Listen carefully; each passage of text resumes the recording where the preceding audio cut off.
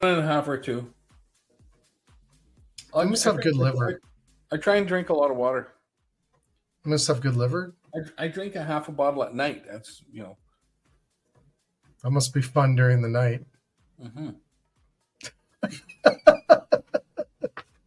That's for another show. That's for our medical show, Jay. Yeah, we're starting the Jay and Dominic medical show. Yeah. Yeah. What not to do. What not to do. Hey, I got my kit. Look what I got. Look what I got. Oh, good for you. Yeah. Hey, I listened to my coach. Yeah.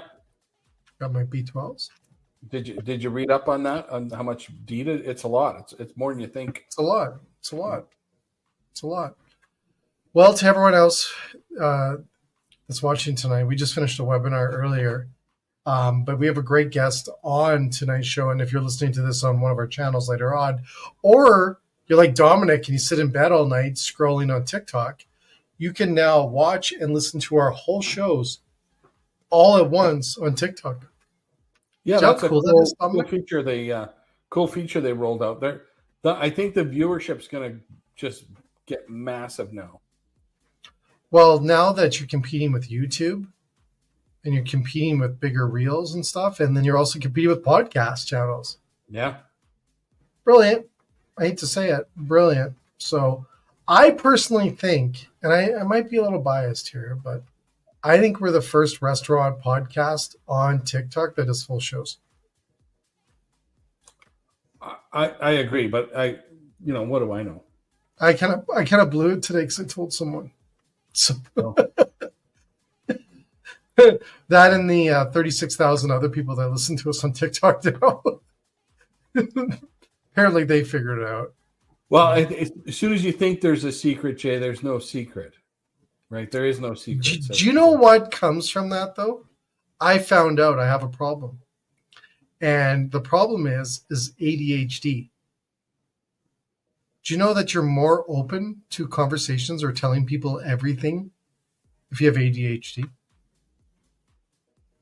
You don't believe that? I do believe it. I still think it's not it doesn't excuse some of the things you do, but okay. Well, I am excited. I subscribe to the better to ask for forgiveness than ask for permission. I understand that because that'd be a good podcast too. Not that we are a podcast. No, we're not. So to everyone else, very clearly, we say we're not a podcast, and I don't know if our guest knows that, but we'll have to inform them. I think Adam knows that. Adam knows that. Yeah. Anyways, we've got a great guest on tonight, and to everyone else who's going to be joining us, I'm blown away by what they have for us. I don't want to surprise everyone. I want to surprise everyone. I'm in a surprising mode, so I want people to see and listen to this. So we have to create this is where you create the tension, Dom, with the listeners. Yeah, there is, and I think part of the tension is not revealing the name. I said the first name. All right. I'm not very good. Well, right. Yeah. Some of that, some of the tension is broken, but there's many Adams. It could be Adam West. Didn't he die? Okay, can't be Adam West. Well, it could be. We just may have to break. Yeah, never mind. But anyways, we got a great guest. Well, I think his name's Adam. His name's Adam. Our Adam's better. Yes, our Adam's way better. So he's Adam. We won't tell you his last name until he comes on. But we've got a great guest tonight. So listen to this, sit back, enjoy. You know what? Take something from it tonight. Yeah. What's the fun word tonight, Dominic? The fun word for tonight. I'll text it to you, Jay. You're not supposed. Another thing you're not supposed to reveal.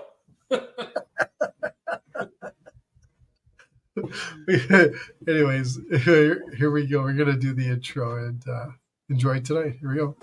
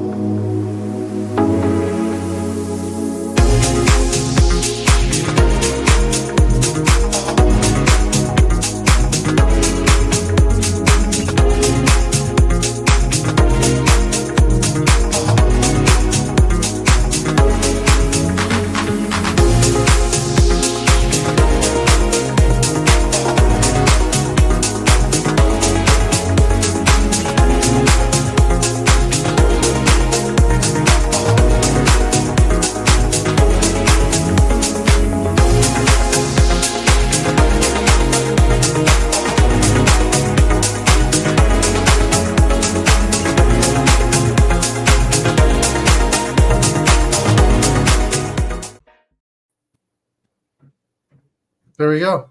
Welcome, Hi, Adam. Welcome. Thank you. I can feel the tension. Yeah, it was. I was a little nervous there. I was like, why was I've done like how many shows? A bazillion of them, and I've never had that happen before. So it's good luck. I always say things like that happen. I think so. Welcome, Get a Adam. lotto ticket. Thank you. Adam, where are you joining us from tonight? I'm in Stratford, Ontario. Do you live in Stratford? I do. Yeah. Oh, you do? Okay. Yeah. So there was a lot of coverage of the Stratford Festival, coincidentally, because you live there. Yeah. But also, my son is in the Stratford Festival season. Oh, Yes. how cool is that? That's very cool because Awesome. he's in a show called Salesman in China. And my dad was Willie Loman in an inimitable performance of Death of a Salesman here in '97, which Arthur Miller came to watch. And then years later, I was Biff Loman. And now my son Asher is playing the son of the character, who this is a true story, of a man who brought Arthur Miller to Beijing to direct and produce Death of a Salesman in China. And it's an incredible story about the cultural frictions, but also the one humanity that's revealed during the process and the mining of characters and truth that comes out of it. Is it also a first for Stratford where you've had 3 generations? It's not a first, but for me, I don't know of any other, but apparently it's not a first. But Cool. It's such a poignant legacy, and this one, 40% of the show is in Chinese. So at first, when I was watching the first time, and I saw the motions and gestures of the actor playing Willie Loman, I was thrown because it reminded me of my dad. Then when I was reading the subtitles, because it was spoken in Mandarin, I was reading lines and I'm thinking, those are my lines. And then I saw my son, so I had to watch it a second time because the first time I was out. That is incredible. Yeah. How does that work in a play? There's The no stage- subtitle. Yeah, the stage is elevated, and so there's subtitles beneath the stage, but that's elevated so the audience can see it. Cool. Okay, so there is subtitles. But Yes. often, I think, to your point, I find myself and many people that I talk to when they're watching a movie or a TV show or a series, I was watching Samurai, not Samurai. Samurai. I think. What's a Shogun? Sorry, Yeah. Shogun. And the second time is when a lot of stuff clicks for me. Yeah. Well, sometimes subtitles can take you out because it demands a different kind of focus. But in this case, it's part of the experience that immerses you within the world of the play, because it's not a fish out of water kind of story. It's told from the perspective of the Chinese ensemble. So you're supposed to not necessarily get everything in real time. And it's a way of getting the audience into the emotional reality of the play. Very cool. Yeah, How did that? Is it still running? it is. When does the season end there? October 26th. Cool. Yeah. And is this how many seasons has your son been there? This is his first. Wow. Yes. So that's quite something to have under your belt, I think. I think so. I think Yeah, it's been a profound experience for him. For me, I thought, well, this is great. I don't have to pay for summer camp because he's going to be in rehearsals. Being at the Stratford Festival, it is like that because there's voice classes and you're working with an ensemble, and there's the whole process that you have to go through from conception to opening night. The journey is it's very personal, but you share it with everyone, and he's had an incredible experience. I think it's been quite profound.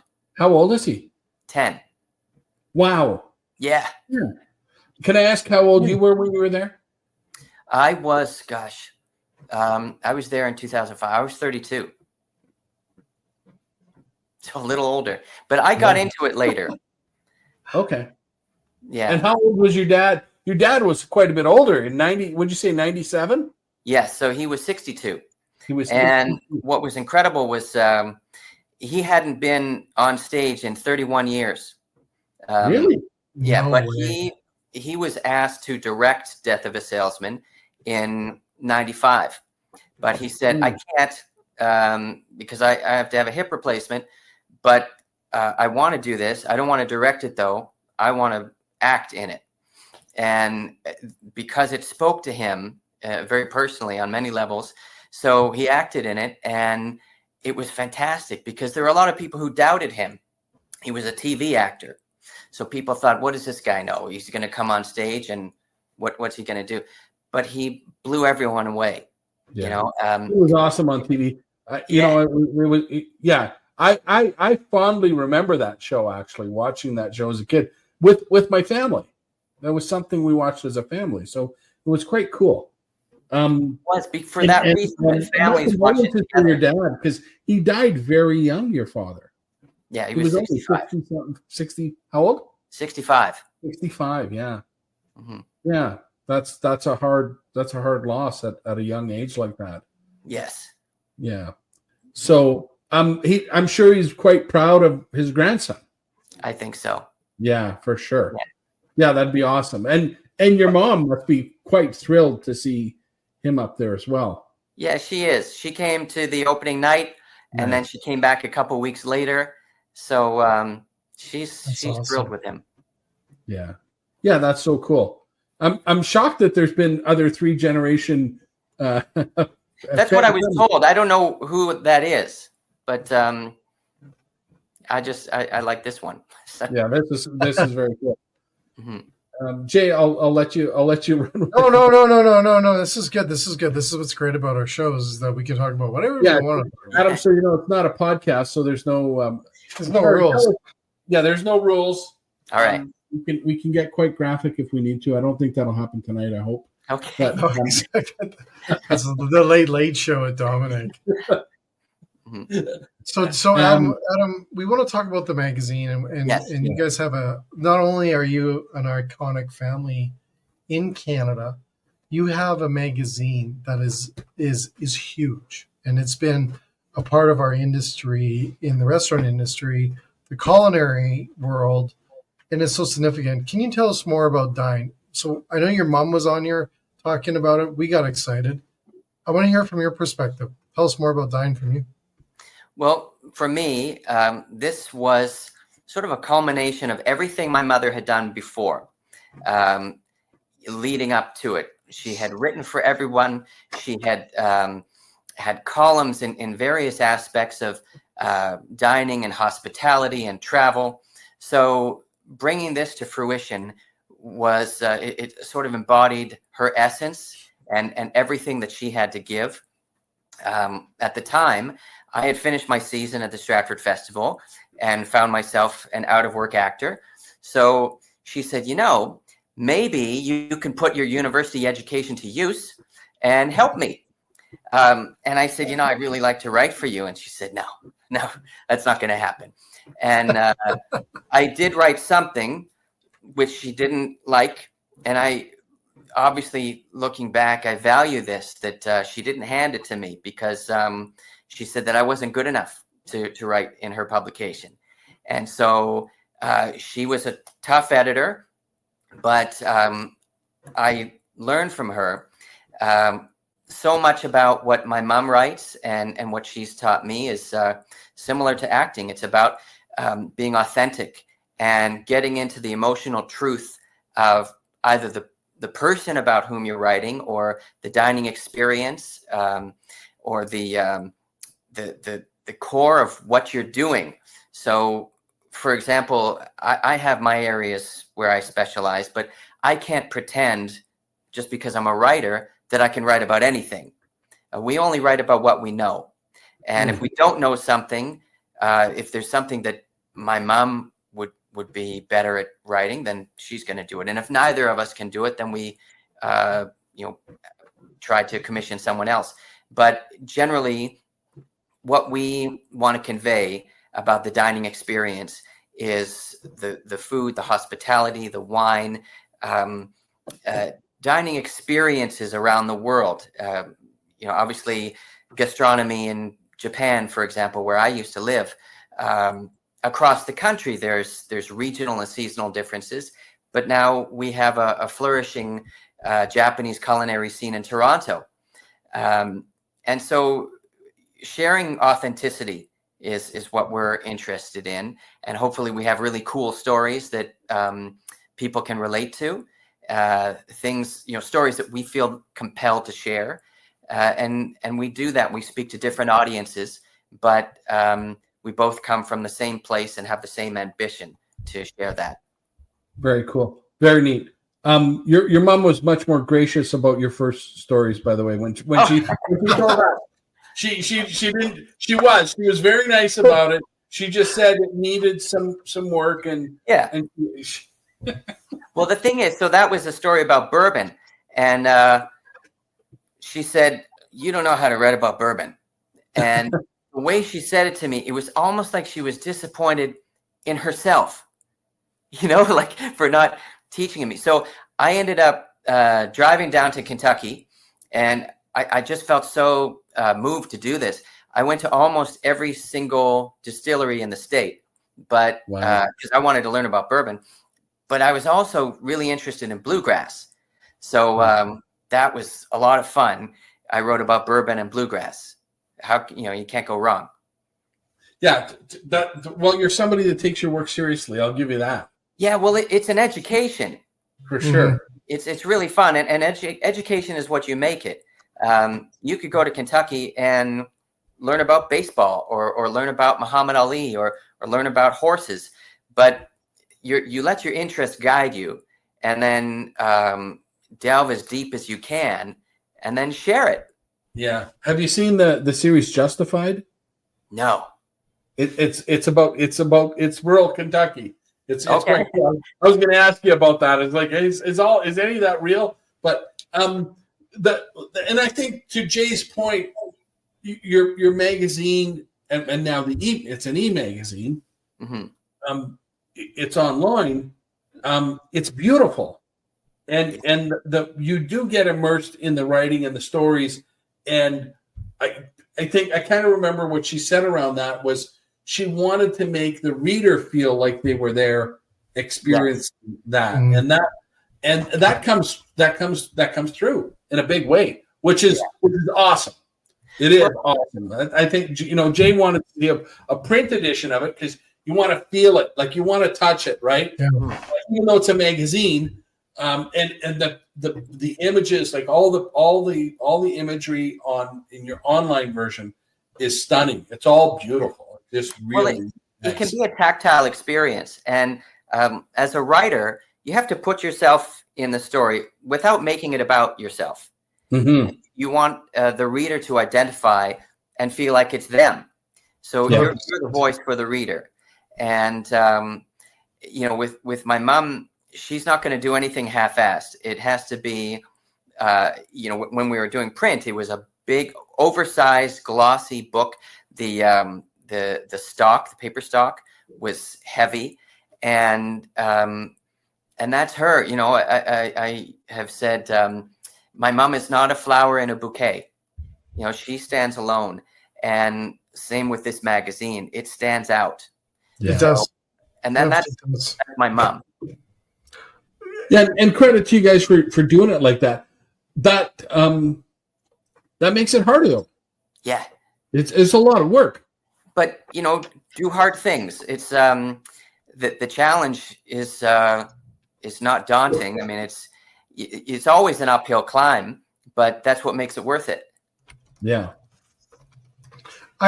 Here's a couple things that I want to share as well, Adam, is why I love your magazine. And I think it does set you, and I think that's easier said than done, is taking people into the story, to putting them, with the dish or the food or the experience. I don't think it's that easy. I think you guys make it look easy. Yeah. And it doesn't look like that. From the pictures are just absolutely gorgeous. But I think I think there's something that we've lost with the social media world doing this. And I think a lot of people, like the odd time you will see this kind of level of thought going into photos and imagery and stories on social. And that's why I really thought and maybe we'll get there, you never know, about a print magazine, of doing a copy of this once a year and running this, because we did a survey, Dom. I did a survey. I was telling Adam before you came on the show late, is that we did a survey. He's not even paying attention. And he doesn't listen to me, Adam. Don't worry. He only listens to me when I bug him once in a while. So, but we did a survey. I did a survey because I knew tonight we're having a special show, and I wanted to hear what people thought of a print magazine. And if you are listening to this and you run to my LinkedIn channel, you can actually do a survey about print magazines. And I want to share this with everyone. I said, what do you miss about print magazines, like food magazines, not the digital kind? And 25% said they miss the smell of the ink, because I think that's cool. And sitting down and just enjoying the magazine. 50% said that they missed that. And then 13 was looking for ideas, and 13 liked the pictures. And I think when you look at that, I think when we look at the world, social media does take you into certain places, but I think we need to sharpen our axes, and I'll tell you that story later. But we need to sit back, unplug a little, and enjoy those things that really sets us apart, sets us in a different place. And I think magazines do that. Like I think your magazine, to me, and I'm from the art world, reminds me of American art magazines in the 60s, 70s, and 90s. Like, they're still around, I believe. They're gorgeous. And you just sat in the library. Remember sitting in libraries? Dominic, do you ever see in the library? You're sitting in libraries. Yeah, what's a library? Sitting in libraries, and you have that smell of the magazine, opening it up, sitting in those chairs that were from the 60s, and just enjoying that peace, that quiet. I think we need more of that in our world today. Well, I think with social media is like the most antisocial phenomenon, because it lends itself to a post-literate world where what you're getting is information that has been recontextualized in a way that it doesn't mean what it initially was supposed to mean. So if you're in a restaurant taking a picture, who's receiving that? Mm-hmm. And that person is not there. So what's the context? And when you're writing, it's all about context, and it's all about telling a story. So that experience is something that I think people miss. Yeah, I think to Jay's survey, that says that the challenge is, I'd like to see the demographics around the answers of the people that answered that, right? Because would you like me to poll that for you, Dominic? Well, no, yes, but separate from that, I think it really depends who you're asking. Young people are not going to have those memories. They don't have those memories of sitting in the library unless their parents are actively taking them. And my kids, I think, were in that sort of middle generation where they want to hold and feel a book. They don't like the idea of an ebook or anything like that. They want to physically hold it and read it. And to what Jay was saying, look at the pictures, and they want a new book. They don't necessarily want a used book, because they want to be the first one to touch those pages. There's this experience around that. So I think we have to be careful in that, we're going to lose that because we've got this sort of 3-second attention span, but we have to also play a little bit in that to engage them to come and learn to what you're putting out there. Hey, there's some nice stuff to see here. There's there's a little bit of a deeper article to read and get immersed in it. than what you're going to see in the 2 or 3 minute or 10-second video for that matter. But it's not just about seeing, like Generation Alpha is apparently reading more than Generation Z. They're reading, and my son is plowing through books. And when I ask other kids that he knows, do you know this book? And they say, yeah, like they read series and graphic novels, much more than I did when I was a kid. We all played outside until dark, but these kids are reading. And I think generally a universal truth is that people want to be affected. So, that there is a lot of stimulation, hyperstimulation online, so much so that by the end of the day, we're exhausted. But the utility and the value of a magazine is that it's something with which you can relax. And Yeah. Like I remember that one of the first books that influenced me was called Travels by Michael Crichton. And, he wrote Andromeda Strain, but he was in medical school. He dropped out of medical school and went traveling. So I read this book and I was really affected by it because he was experiencing things that were like out of Gulliver's Travels. I thought that can't possibly be true, but I wanted to experience that. And so I went to far off places and I stayed with a tribe of headhunters in the Philippines. And I did things that I felt I needed to do to fulfill me at that time. And there are a lot of younger people who wouldn't know anything about that until they read a book. And so I think it's up to us to provide that. And then it's kind of like if you build it, they will come. Mm-hmm. But it has to be presented in a way that reaches them. Yeah. That's what I think. I'm with you. I'm with you on it. Adam, what's some of the things that you're like you just can't get enough of for writing about right now? Like everything that we write is from a first person narrative. And so, at different points in my life, I've been interested in different things. But right now, what I love is writing father and son stories. I know a few mommy bloggers, but I don't know anyone who writes or experiences different kinds of travel like what I do with my son. So like recently we went on a road trip to Wisconsin and I said, I want to introduce you to Harley Davidson. And so we went to the Harley Davidson Museum, and also Wisconsin is known for cheese. We had the most incredible cheese. And so, and for some reason, the GPS on my phone wasn't working. So I didn't know what to do because Wisconsin is actually a big state. And it's one of those states where, I tell people I'm going there and they say, why are you going there?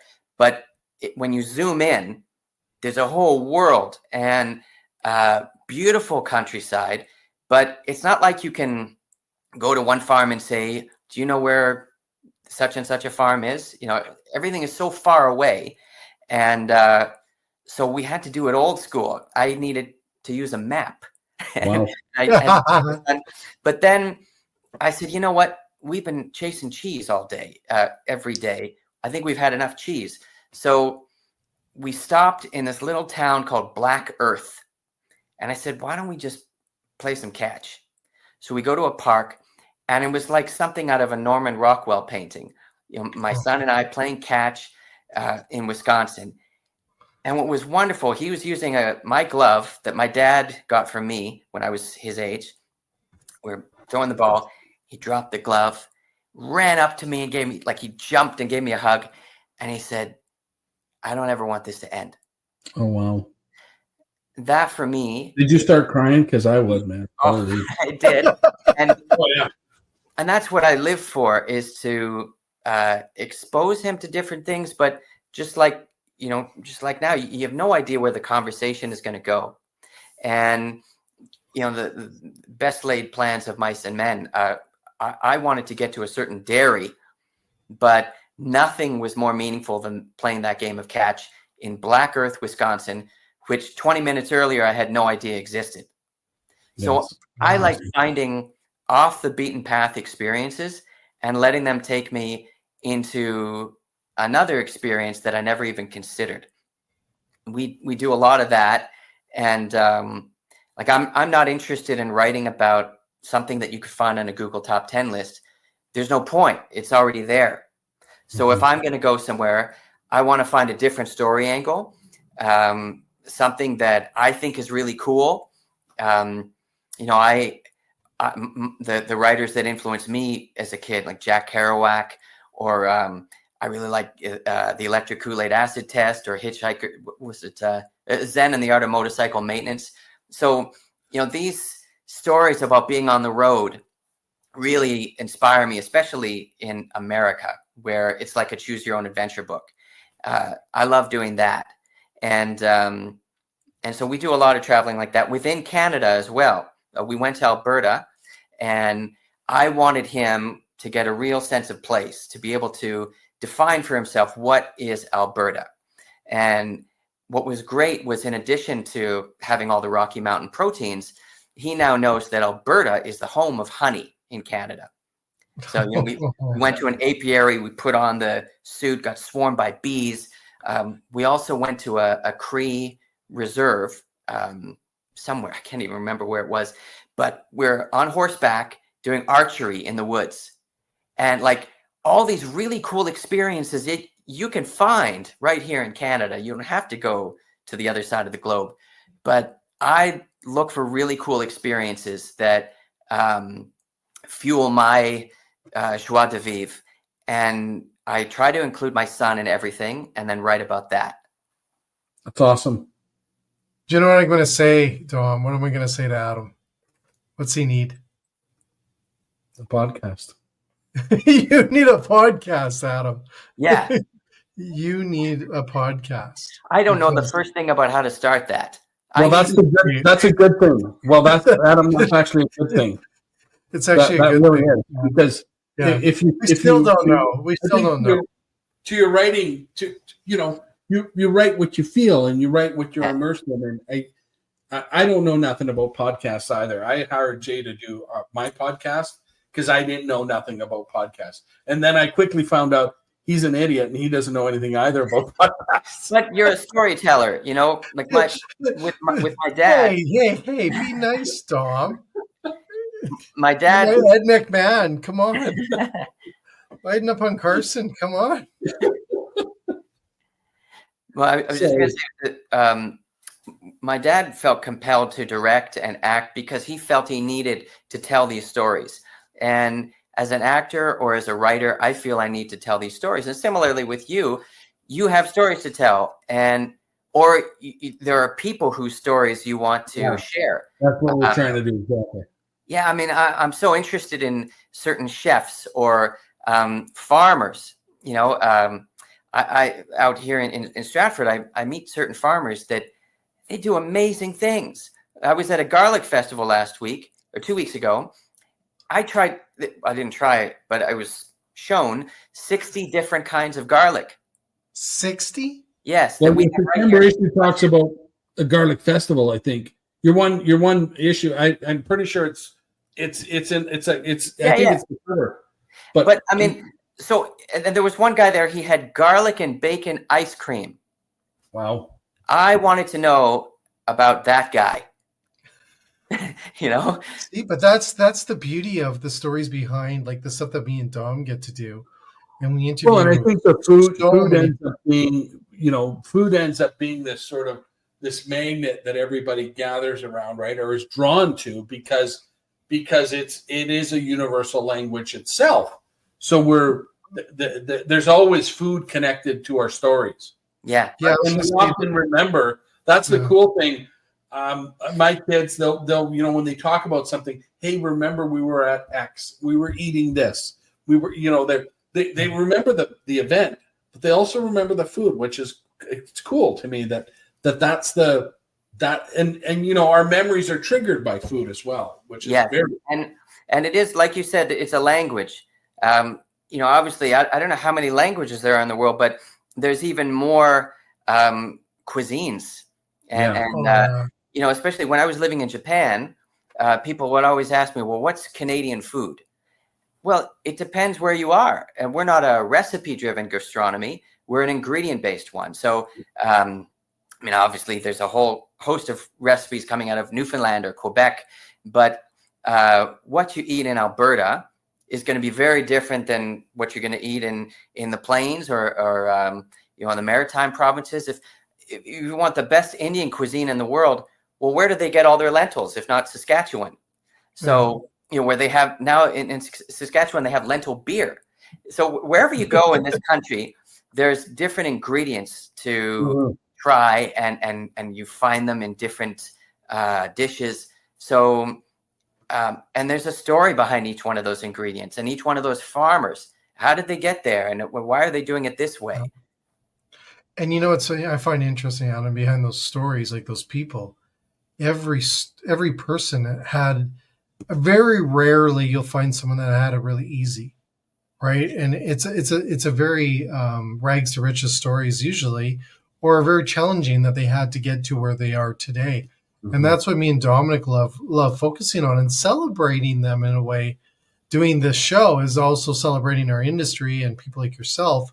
Is giving them this platform and to be able to hear their stories, because we don't get to hear them, right? We don't have those opportunities as much as we want everyone, especially in the industry, to tell their stories or have a platform. We're doing it one by one every night, but there's so many of them, and they're so, like, Dom, I'm batting like a bazillion here, because every night it feels like every time we have another guest on, the stories are so incredible. And it doesn't matter if it's in Canada or United States, or we've had some New Zealand, Australian folks, all over the globe, we have had guests, and there's a common story behind them in a way, right? That they're all trying to do good and trying to bring something forward to do better and improve a program, to improve the industry, or a dish to celebrate someone, or an idea. Everyone has got a positive intent to their stories. And I think that's the beauty of it. But what happens is we get derailed with the negative stuff. And that's one thing we don't do. We won't talk. We won't do that. We won't. Dom tries to once in a while, the politics. Well, the negative is life sucking. And it really is. See, Dom, I told you. There's the great Canadian Bruce Cockburn. He's saying nothing worth having comes without some kind of fight. And there's a story there. I heard a quote recently. Someone said, it was a comedian who said, people will be jealous of what you have, but not of how you got it. Yeah.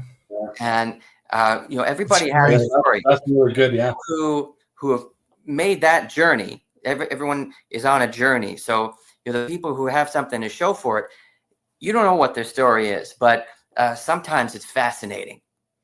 Oh, it is. It typically is, I find. And they are, like, even your mom's story and your guys' story with Dine Magazine.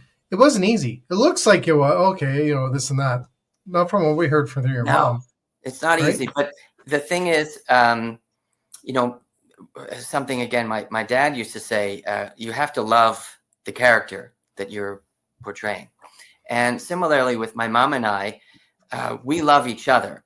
And that's more important than the magazine. But everything that we write about is something for which we feel passionate. Otherwise, we wouldn't bother writing about it, let alone asking someone to read about it.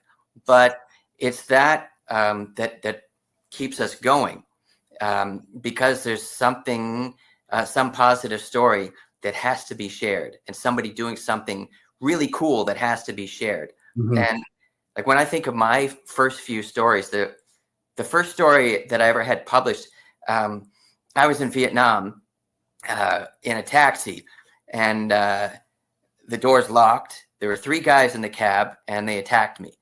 Oh, wow. Yeah. It was the most mortifying moment of my life. And in those moments, you can't afford to feel one way or the other about it. You just have to do what you got to do. So I got out. But afterwards, I could not believe what I just experienced. And I thought, I have to write this down, because nobody's going to believe what I just did. So I did. And then I thought, oh, this is a really cool story. So I sent it to Lonely Planet, and obviously they had to censor parts of it, but they published it. And I thought, oh, maybe I could be like Michael Crichton and I could write about my travels. And that's was my start. It didn't feel like an auspicious beginning, but along the way, I met up with my mother, who is, my role model, my guide, and she's the best at what she does, and she does it with love. She's never done it with an axe to grind. So she knows how to tell a story, and she always says, "Show me, don't tell me." Anybody could report on the ingredients in the menu, but show me. So if I'm tasting a wine somewhere and maybe I can't tell you all the notes in that wine like a sommelier could, but I could tell you the experience, what it's like to be holding this glass of wine in the mountains with the sunset, and why you have to experience this. Well, I think the truth to what you just said for the wine specifically, but in general to the story, most people can identify with that and not the notes, by the way. Like most of us that aren't wine connoisseurs will identify with that part of it, not the notes of it, and not the really technical part. For sure. The experience is what we connect with, I think, for the majority of us. Yeah, if you want to get technical, for sure, there's probably many a writer for that, right? I was in Peru. I was in Ica, Peru, at a pisco tasting, and we had like 20 different kinds of Peruvian brandy. I don't know how to write about brandy, and I don't know how to talk about it even. So this was education by fire. But and there was also an audience to whom we had to speak afterwards. So the first guy who goes to speak is a sommelier, and he says, "I am tasting cracked oyster shells." Well, and I said, "Really? Are they cracked oyster shells?" And then it's my turn to speak, and I don't know. It tasted like Windex. So I said, "I got to be honest with you." And I think he appreciated my honesty. I said, "I can't drink this, but I can tell you how I would use it in my cooking." On your windows. Yeah. No, but I talked about what I would do with it other than that. But if you're honest about what you're doing, then people's ears perk up rather than if you're trying to be fake. Yeah. So what's next for I think your mom gave us a little hint of some stuff was happening. We don't want you to let the cat out of the bag if it's not time for that. But what's next for Dine Magazine? What's happening? Is there anything exciting and cool happening? Is there? Yeah. So one of the things about being online is you're always trying to figure out how to optimize what you're doing, because you can tell a great story and nobody reads it. Yeah. So what we've tried to do, and I think we're navigating this well right now, is to do a very simple stripped down format that's very easy to navigate and much more easily optimized. And in that way, we can tell, like in our monthly issue, which is like a newsletter format, have one singular theme. So people know that it's an actionable something that they can relate to and get information, but in an evocative way that we tell stories, whether it's about a destination, off the beaten path experiences to have, different stories about this chef or this farmer. We're trying to get cool experiences, but not a potpourri of subjects like in a magazine, and not something you have to flip through online, because those flip books are so heavy that you can't download them on a phone.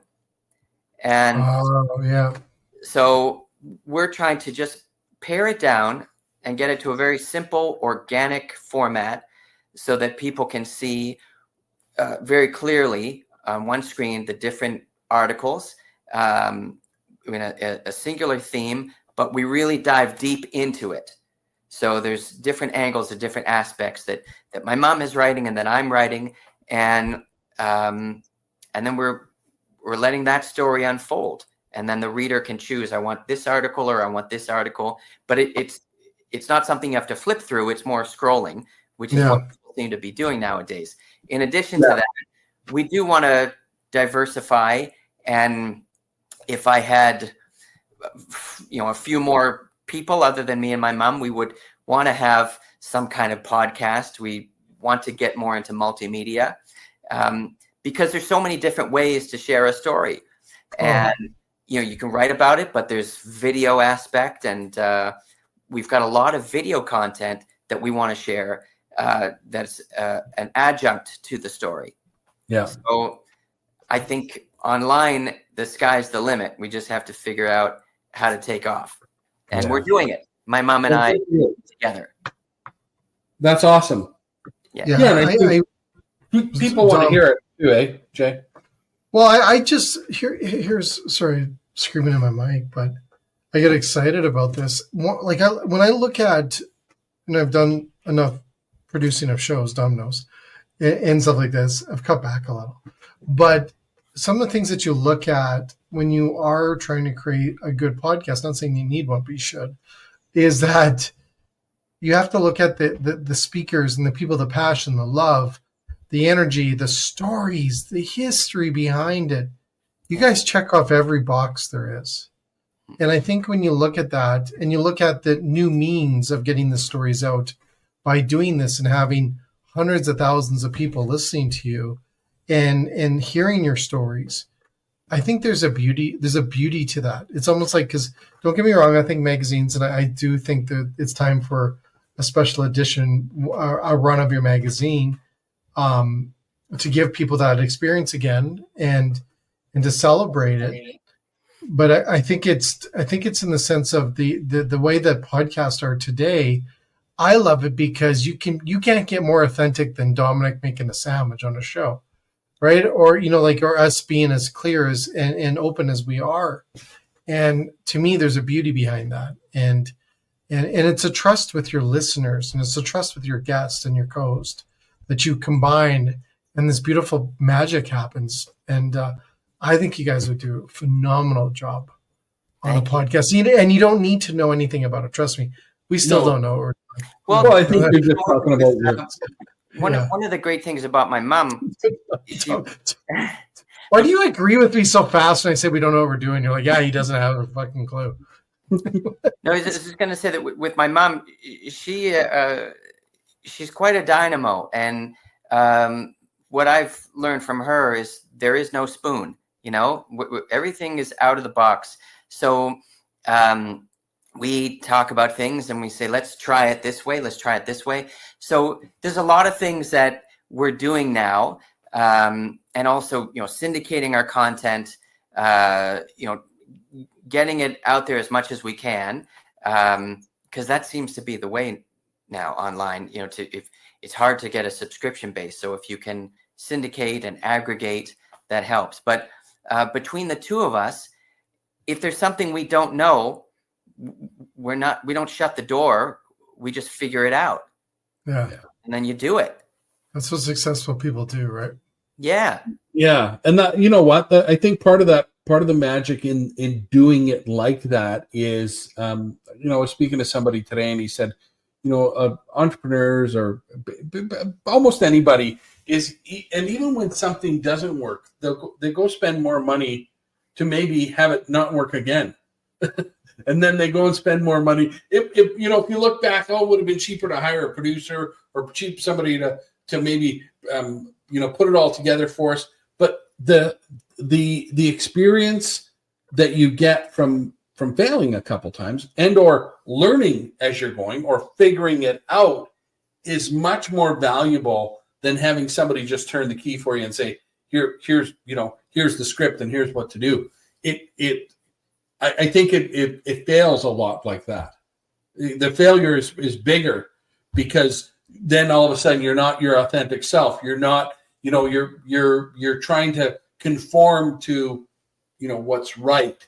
And your mom's dynamics wouldn't necessarily come through in that, right? I think she needs to be open mic. Oh, she is. Yeah, and that would be a good part of it. Same with yourself. Well, There's just an example of how open-minded she is. She let me work with her. I don't know any other mother-son team. Yeah, not mine. No. Yeah. Well, here's the thing. I'll say this, Adam, to my mom. My mom would be. I always said, because she was in real estate, like, Mom, you need a podcast. Like, I'm not trying to pitch everyone a podcast, but my mom would be phenomenal because they're professional. Our Why parents. didn't your mom have a podcast? Wait a sec. I haven't made it down there yet. Is okay. Why I say this is they're professional storytellers. Our parents are professional storytellers because they were raised where storytelling was so significant around a table or a dinner table or at a gathering. Everyone knew how to tell stories. Today, there is not a lot of people, because I teach how to tell stories and how restaurants need to tell their story more about what they're doing. But the generation or two before us know how to tell stories. They're the professionals. But the thing about your mother is that she didn't grow up with an iPad. No, she didn't. Their iPad was ours. That scares them, right? Right. And similarly with my mom, she grew up on a farm in Beausejour, Manitoba. So, this is we're talking about a generation that had to have imagination and be able to create their own fun. So for us, it's, looking at black and white photos, but for them, there was a whole colorized world that they had to create on their own. It wasn't created for them. Yeah. Mm-hmm. Wow. Yeah. Well, we have to wrap up because we have a 60 frame mark, because that's how we get our shows on TikTok. Okay. But first of all, I just want to thank your mom. You guys are legends in the industry. You created a magazine that will live on forever, and it's something that we need to cherish and honor. And hopefully, we can see a print copy once again. And thank you for spending time with us and sharing some stories. And thanks so much. And congratulations to you and to your son. He should be super proud of himself. That's very cool. Thank you so much. Cool. Next time, I want to see Dominic make a sandwich. Oh, he will. Yeah, great. Now he'll be into cooking. That's all I need is him. Yeah. Oh boy. I'm better at eating. Just so we're professional eaters. Awesome. Thank you so much, Adam. Thank you. Have a good night. Take care. Bye-bye. Wow, what a cool story. Sounds like he's traveled a lot. Like, we didn't necessarily get that from his mom. And I think there's probably 30 or 40 shows just to talk about where all the travels and the whole. I'd like to not recreate, but hear the story about getting in a cab, because when he says he got out, he might have been like a kung fu master or something. Maybe that'll be part 2 of our follow up with Adam. We'll do a part 2 with Adam. Maybe Adam and his mom together. Yeah, that would be fun too. I think we should have his son on. I think we should. Yeah, we'll have the whole family. Yeah, and then we'll have you cooking. The cool thing about sort of those road trips that he was talking about is they there was obviously some very touching moments there. But again, to the food, I bet you if we talked to his son and they were doing the cheese thing, there'd be a lot of, hey, I remember eating this, remember eating that. Yeah. And that, I think, to your point on, every restaurant needs a podcast. Restaurants have to work harder at getting those stories out, and consciously doing it right to get those stories out, because people do connect to them. And if we can give them those opportunities to create those experiences with their family, I think there's success for everybody and success for the families, right? It's cool to go to a place and connect with the restaurant. So all you have to do is take your phone out and hit a video and tell a story into the video. I did this last week when up in Grand Prairie. A restaurateur was asking me, what do I do? I said, let's get your phone out and you tell me a story about your restaurant.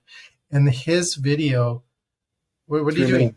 We've got 3 minutes left. I'm just telling you. You're giving me you're like, we got to talk about your cooking show now. And then Dominic's sandwich show. Anyways, we did a minute video, and it was the highest rating thing on his social channels, and it was him telling the story about his restaurant and why you should eat there. Like we need to enough of the pictures. Get it done. Let's do some videos and tell stories, because our folks down south always say, just grab your phone, hit record, grab the video, and do it, and tell us the story. That's all you need. It's that simple. Play the outro. And it doesn't have to be perfect. We're not perfect. Play the outro. What do you can't cue me either. What am I supposed to do? Scratch my ear? No, you text me, shut up. All right. Well, there you go, Dom. Thanks, everybody. Thanks again to Adam. Thank you to Adam, his mom, and to everyone else listening to this. So this is not a podcast, but we are now officially TikTokers. Yeah. Dominic, you're a TikToker. You're a professional podcaster and TikToker and a YouTuber. Any of those things. I know we're on TikTok. You're three now. Don't put professional in any of that, but it's all good. We're past professional. We're almost experts. Okay. Right. Let's leave the experting to the experts. We'll just talk about the stories and the people around this industry. Exactly. We'll leave us out. All right. Yeah. Have a great night.